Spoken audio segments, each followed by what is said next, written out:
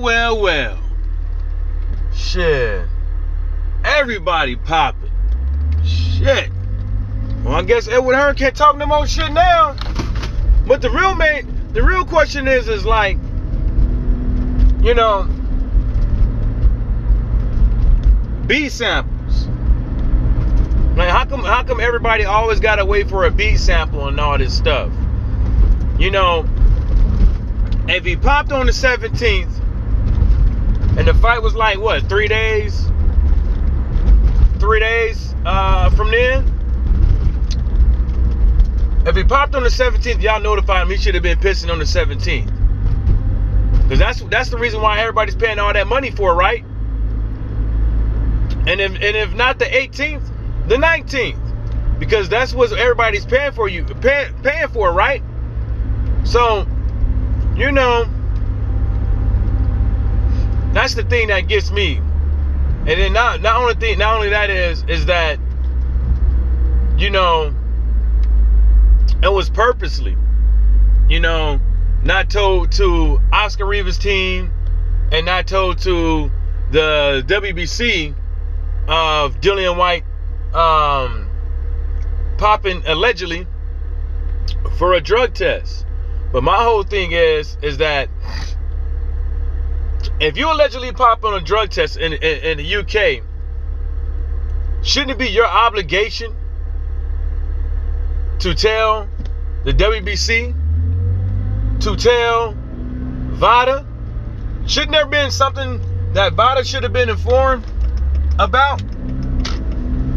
Shouldn't VADA be informed? I wonder if there's something in the rules with VADA or the WBC that states, if you pop, we need to be notified. I wonder, is there something? Because that's some dangerous shit if the UK is allowing UCAD,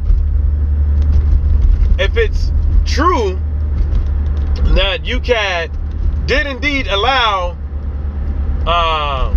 Dillian White to find Oscar Rivas on a performance-enhancing drug, like something that will enhance you in the ring versus, you know, marijuana or something like that.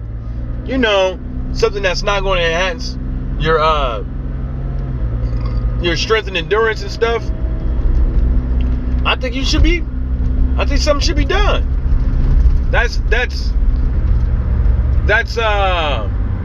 malicious. It was malicious on Edward Hearn's part not to tell the other team. It was malicious on Edward Hearn's part to not tell the WBC and VADA. And the reason why I say it was malicious was because the whole time the motherfucker had a smile on his face. The whole time that we thought that we was gonna get a clean fight, we weren't, because Edward Hearn was hiding it.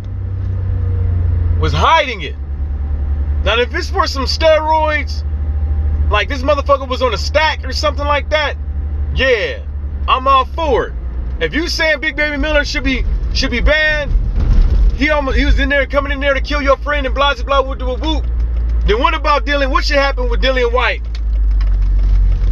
from your own, based off of your standards? If this is the case, what should happen to Dillian White if this is your standards? You know? But like I said, the main thing,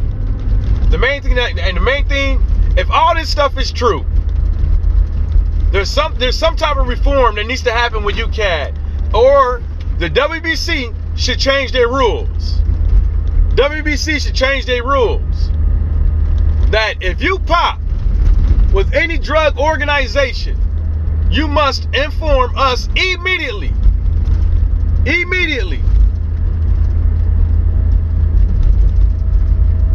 Because fighters' safety.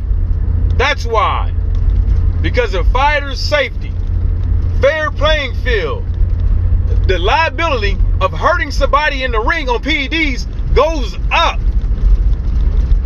So what would have happened if Oscar Rivas lost the eye What would have happened if Oscar Rivas left that ring,